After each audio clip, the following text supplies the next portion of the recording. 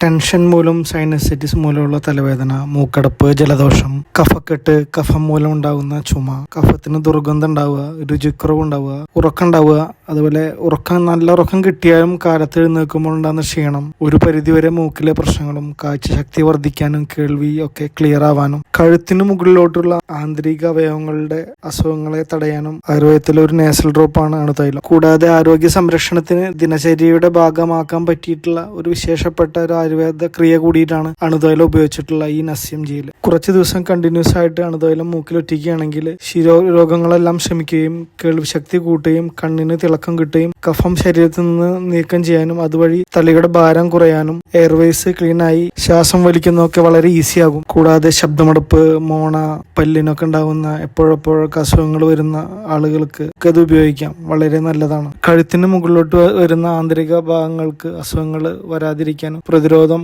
കൂട്ടാനും ചെയ്യുന്ന ഈ ക്രിയയാണ് നസ്യം എന്ന് പറയുന്നത്. ഉപയോഗിക്കേണ്ട വിധം എന്ന് പറയുന്നത് കാലത്ത് എഴുന്നേറ്റതിന് ശേഷം ബ്രഷൊക്കെ ചെയ്തതിനു ശേഷം 2 മൂക്കിലും കിടന്നതിന് ശേഷം 2 തുള്ളി വീതം ഒഴിക്കുക.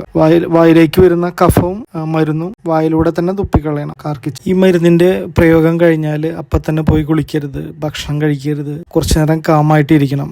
പെട്ടെന്ന് എക്സസൈസ് ചെയ്യുക, അതുപോലെ കായികമായിട്ട് അധ്വാനിക്കുന്ന പണികളൊക്കെ ചെയ്യുക, അങ്ങനെയൊന്നും ചെയ്യരുത്. പെട്ടെന്ന് ചെവിയിലൊക്കെ കാറ്റടിക്കാതിരിക്കുക. ബോഡീനൊക്കെ ഒന്ന് വാമാക്കി വെക്കണം. തണുത്ത വെള്ളത്തിലൊന്നും കുളിക്കരുത്, തണുത്ത വെള്ളം പെട്ടെന്ന് കുടിക്കരുത്. അങ്ങനെയൊക്കെ ഒന്ന് ബോഡീനെ ഒന്ന് റിലാക്സ് ആയത് വെച്ചതിന് ശേഷമേ പിന്നെ മുന്നോട്ട് പോകാൻ പാടുള്ളൂ. കൂടാതെ ഈ പുതുവർഷത്തിൽ എല്ലാവരും ആരോഗ്യ കാര്യങ്ങളിൽ മുൻഗണന കൊടുക്കുക. ധാരാളം വെള്ളം കുടിക്കുക, ഫുഡൊക്കെ ഡയറ്റ് ചെയ്യുക, ഫാസ്റ്റിംഗ് ഒക്കെ എടുക്കുക. ബോഡീനെയും മനസ്സിനെയും കാമാക്കി നിർത്താൻ യോഗ, എക്സസൈസ് മുതലായവ ചെയ്യാനും സമയം കണ്ടെത്തുക. എല്ലാവർക്കും ആരോഗ്യ സൗഖ്യങ്ങളുള്ള ഒരു നല്ലൊരു വർഷമായിരിക്കട്ടെ 2026 എന്ന് ആശംസിക്കുന്നു.